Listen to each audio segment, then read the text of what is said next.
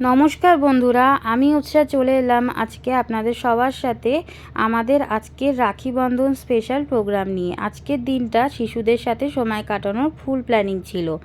আসলে আজকে সবথেকে বেশি সাহায্য করেছে হলো সৌরভ মিত্র আঙ্কেল। উনি সাহায্যটা বেশি করেছে, আর তার সাথে হচ্ছে উদ্যান ডেভেলপমেন্ট ট্রাস্ট আমার বেশি সাহায্য করেছে। নাহলে আমি একলা উৎসাহ কী বা করতাম, এটাই আমি মনে করি।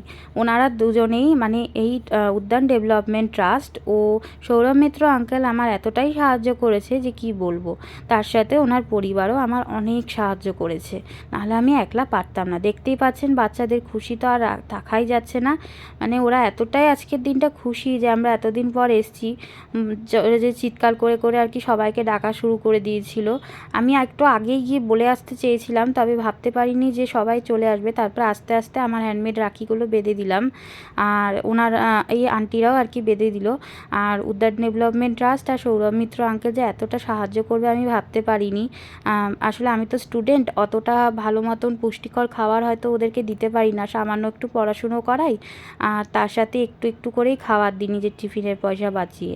তো সেটা দিয়ে আর কতটাই বা কী হবে, আর বিজনেসটাও ওই সবে শুরু করেছি। তবে সৌরভ মিত্র আঙ্কেল যে আমার ভিডিও দেখে এতটা আমার সাহায্য করবে আমি ভাবতে পারিনি।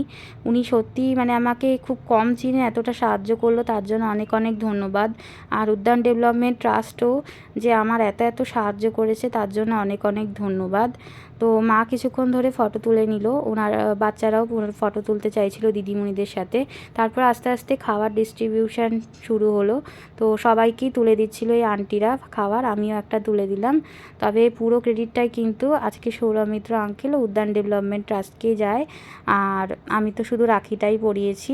ওনারা না থাকলে এত কিছু সম্ভব হতো না, এতজনকে সামলানোও সম্ভব হতো না। তো ফাইনালি এখানে যারা যারা দরকার ছিল তারা সবাই পেয়ে গেছে। তবে একটা দুঃখ থাকবে, কিছু কিছু বাচ্চা আছে তাদেরকে আর খুঁজে পাচ্ছিলাম না। জানি না ওরা কোথায় গেছে, আমাকে আর একদিন যেতে হবে সার্ভে করতে মনে হচ্ছে। কারণ মাঝখানে পরীক্ষা থাকার জন্যে আমি যেতে পারিনি, আর শরীরটাও সেরকম ঠিক ছিল না। তারপরে এই বাচ্চাটা বেঁচে গেছিলো, তাই এই ভাইকেও আমি বেঁধে দিলাম। তো তারপরে পৌঁছে গেছিলাম হলো শীতলা মন্দিরে, যেটা হলো আদারকুড়ি। এর আগেরটা কিন্তু চলাডাঙ্গা ছিল। ওখানে সবাই সবর বাচ্চা ছিল, আর এখানে কিছু কিছু জন আছে।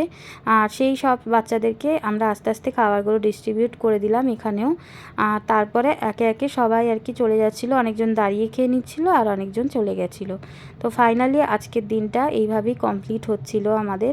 আমার খুব খুশি হচ্ছিল, কিন্তু তার সাথে দুঃখ যে আবার কতদিন পর দেখা হবে জানি না সবার সাথে। তবে চেষ্টা করব মাঝখানে আবার যাওয়া শুরু করতে, যতই গরম হোক যাই হোক আমি পৌঁছাবই।